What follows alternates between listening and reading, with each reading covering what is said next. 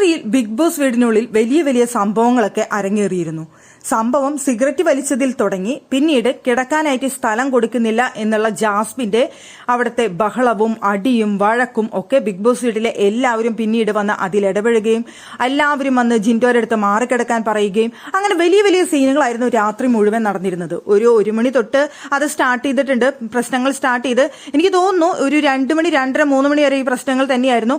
അവസാനം ഇതെല്ലാം കഴിഞ്ഞ് ജിൻഡോ തിരിഞ്ഞു കിടന്ന് എല്ലാവരും അകത്ത് കയറാൻ ബിഗ് ബോസ് ആവശ്യപ്പെടുകയും അകത്ത് കയറി വീണ്ടും ബാക്കിയുള്ള മത്സരാർത്ഥികൾ ഇത് ചർച്ച ചെയ്യുന്നു എന്ന് മനസ്സിലാക്കിയ ബിഗ് ബോസ് അവരെ വിലക്കി. ഇനി ഈ ടോപ്പിക് സംസാരിക്കേണ്ട, എല്ലാവരും പോയി കിടക്കണം എന്ന് ബിഗ് ബോസിന് വിളിച്ചു പറയേണ്ട ഒരു സിറ്റുവേഷൻ വരെ ഇന്നലെ രാത്രി അവിടെ ഉണ്ടായി.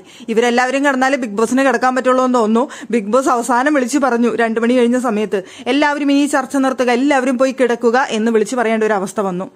പക്ഷേ ഞാനിതല്ല ഇവിടെ പറയാൻ വന്നത്. ഇവിടെ ജിൻഡോ അവിടെ പ്രശ്നമുണ്ടാക്കിയ ഒരു സമയത്ത് ജിൻഡോ മാറിക്കിടക്കില്ല, അവൾ അപ്പുറത്ത് കിടന്നോട്ടെ, അവിടെ സ്ഥലമുണ്ടല്ലോ എന്ന് പറഞ്ഞുകൊണ്ട് ജിൻഡോ അവിടെ കിടക്കുന്ന സമയത്ത് സിജു അവിടെ ഭയങ്കര ഷോ ഇറക്കിയിരുന്നു. സിജു അവിടെ പറഞ്ഞുകൊണ്ട് ജിൻഡോ ഈ സമയത്ത് ഇവിടെ ഇങ്ങനെ ചെയ്യുന്നത് ഞാൻ ക്ഷമിക്കുന്നു എന്ന് വിചാരിക്കേണ്ട ജിൻഡോനെ ഞാൻ ഇവിടുന്ന് മെഴുകിച്ചിട്ടേ വിടുള്ളൂ, ജിൻഡോനെ ഞാൻ വെറുതെ വിടുന്ന് വിചാരിക്കേണ്ട എന്നൊക്കെ പറഞ്ഞുകൊണ്ട് സിജു അവിടെ കിടന്ന് മെഴുകുന്നുണ്ടായിരുന്നു എന്നാണ് എനിക്ക് തോന്നിയത്. സിജു വന്നതിന് ശേഷം ഇന്നേ വരെ ഒരു കാര്യം ചെയ്തത് പ്രേക്ഷകർ ആരും കണ്ടിട്ടില്ല.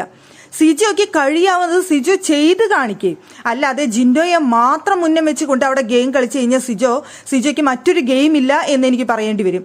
സിജോ ബാക്കിയുള്ള ആ വീട്ടിലുള്ള എല്ലാ മത്സരാർത്ഥികളും സിജോയുടെ എതിരാളികളാണ്, ജിൻഡോ മാത്രമല്ല എതിരാളി. ജിൻഡോയ്ക്ക് പുറത്ത് ഇത്രയും ഫാൻ ബേസ് ഉണ്ട് എന്ന് മനസ്സിലാക്കിയിട്ട് വന്നൊരു വ്യക്തിയാണ് സിജോ.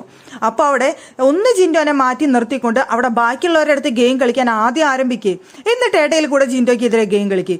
ഇത് ആകെ ജിൻഡോ മാത്രമാണ് എതിരാളി എന്ന് പറഞ്ഞുകൊണ്ട് അവിടെ നിന്നുകൊണ്ട് ഗെയിം കളിക്കാനാണ് വന്നിട്ടുള്ളത്. വന്നിട്ട് എന്തെങ്കിലും ഒന്ന് ചെയ്തോ? ഒന്നും ചെയ്തിട്ടില്ല.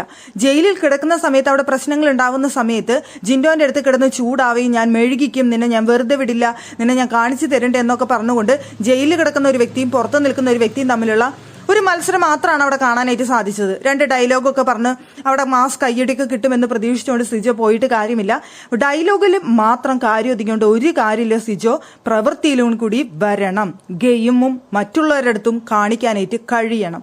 അല്ലാതെ വെറുതെ അവിടെ കിടന്നിട്ട് ഞാൻ കാട്ടുതീയാണെന്ന് പറഞ്ഞു കഴിഞ്ഞാൽ ആ കാട്ടുതീ ഇപ്പോൾ അണഞ്ഞണഞ്ഞ് ഇപ്പോൾ മുമ്പുണ്ടായിരുന്നു കണലെന്നുണ്ടെങ്കിൽ ഇപ്പോൾ കണൽ പോലും അതിലില്ല, ഒരു പുകച്ചിലും ഇല്ലാതെ അവിടെ കിടക്കുന്ന ഒരു തീയിന്റെ കഷ്ണമായിട്ടാണ് ഇപ്പോൾ തോന്നുന്നത്.